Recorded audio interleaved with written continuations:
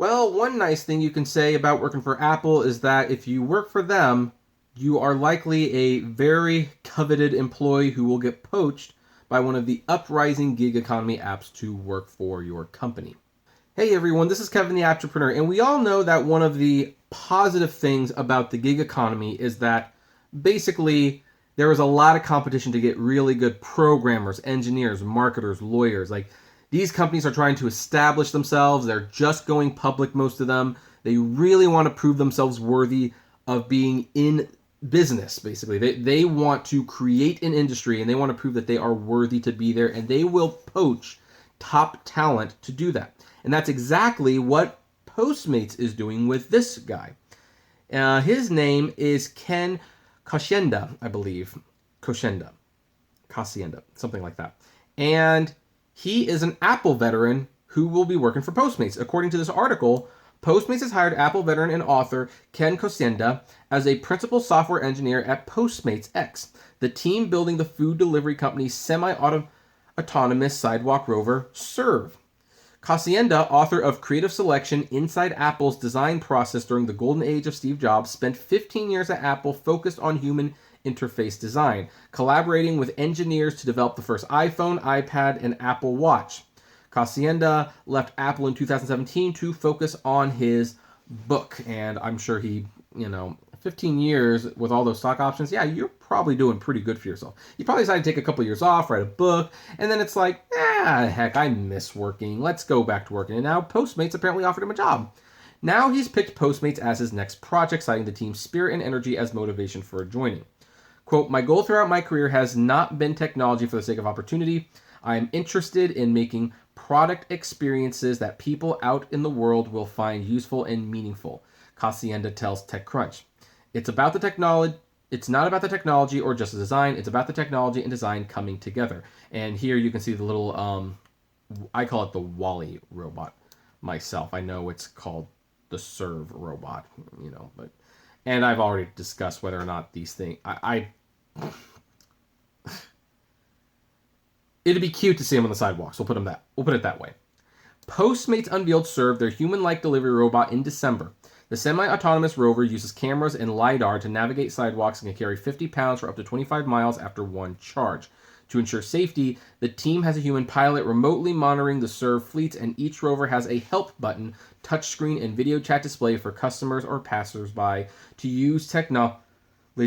Oh, sorry, that distracted me. If necessary. The company has said it has planned to roll out the bots in 2019, though no pilots have officially been announced yet. Yeah, I would love to see, especially where I live, like in LA, like where you're going to put these things, but oh well. Kocienda said he is working on a variety of tasks within the Postmates X team. Just yesterday, he was focused on creating more expressions for the robot.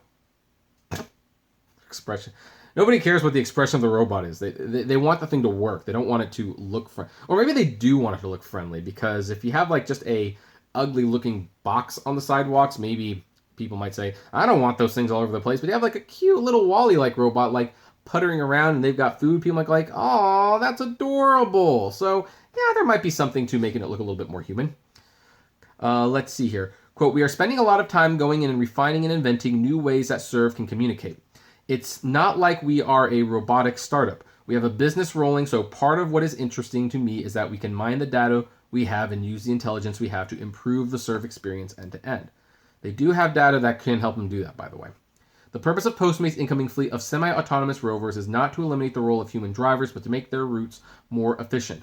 If, say, a Postmates customer orders food from a nearby restaurant, Serve could pick up the food, potentially even get back into a car with a human driver, then get back out of the car to complete the last mile delivery. This saves the driver from sitting in traffic and gets the customer their food much faster, ideally." That's an interesting comment to make there. Because I could actually see, like, if you want to work with the drivers, why that would possibly be a good thing. Like, say you have multiple deliveries and one robot, it's like, you've got two houses, one's here, one here, put the robot on the road, it can deliver to one place, you deliver to the other one, you pick up the robot on the way back. Yeah, that I think drivers would embrace. Of course, then you have the problems, like what happens if the robot gets damaged or something? Is that the driver's fault? Or does the company just suck that one up? I don't know. It's a very interesting question, I think. Let's hear. "The purpose of Postmates' incoming fleet Oh, sorry, we went over that. One questions how humans might respond to these rovers, however, if they are roaming the streets independently. To protect them from damage or defacement, Postmates is making them as human-like as possible, complete with a set of eyes. Wait, that's why they're doing it? People will still deface it. They will. They will still destroy it. But okay, what's their reasoning? We want to make it socially intelligent. We want people, when they see Serve going down the street, to smile at it and be happy to see it there. It's going to have this halo effect for Postmates. It's going to be a brand ambassador for Postmates. Dude, I still think you're going to have like a lot of damaged robots. And you're going to have people attacking them because once they know that this is an ambassador for Postmates, it's like free cheeseburger. That's what most people will probably think about this little robot guy. Again, though, he does look cute. He absolutely does look cute. So anyway, we don't need to read that last paragraph. So yeah, that's mainly what they're doing with the robot. I guess that's what this video became about. Postmates hired this guy, Cosienda. Sorry, Cosienda. I'm probably messing this up the whole time. They hired him to make this robot look more human, to seem more friendly, for reasons that they believe people won't disrupt the robot as much if they do that, which I think they're a little naive. I think people will destroy the robot. They're going to want the free food. That's what they're going to want. They are going to want the free food. That's why they're going to mess with the robot. And there's nothing Postmates can do to change that. And these things are not convenient. I mean, here's the thing.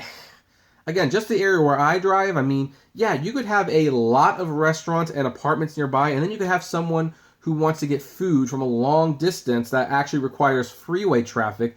Like Raising Cane's. Me and Katie were doing Postmates a couple of weeks ago, and 2 people bought Raising Cane's, and they were like more than 20 miles away. Where's the robot coming at that point? So I actually say that I am less worried about these food delivery robots taking over drivers' jobs than I am the self-driving cars that Uber and Lyft want to take over. However, they're going to spend a lot of money in it because this is what their investors want. They have to show to their investors that they are investing in technology and thus is worthy of their money. Whether it actually leads to something or not is another matter entirely. We can cross that bridge when we get there in 5 years, maybe 10, when investors realize, shoot, this isn't actually working and they're still losing money. We'll see what happens to the companies at that point. In the meantime, what do you think? Do you think this robot is cute? Do you trust it? I hate to say this. Would you steal from this little guy? Like, would you actually steal from him because you want free food? Or do you say, nah, he's too cute, I'm going to leave him alone? I would love to know. So, comment below, like, favorite, share, subscribe. If you enjoy my videos, consider becoming a Patreon member. It's totally optional, of course, but even as little as $1 a month goes a long way to helping the channel run smoothly, and you get access to my Patreon's exclusive blog. Also, if gas prices are getting you just a little down these days with how high they are, check out the Get Upside app below. It's totally free, but you get cash back on every gas purchase. There's my roommate. And if you want to talk to me or other fellow delivery drivers, check out on Facebook at the Apptrepreneur Hangouts. And as always, flame responsibly. Have a good one.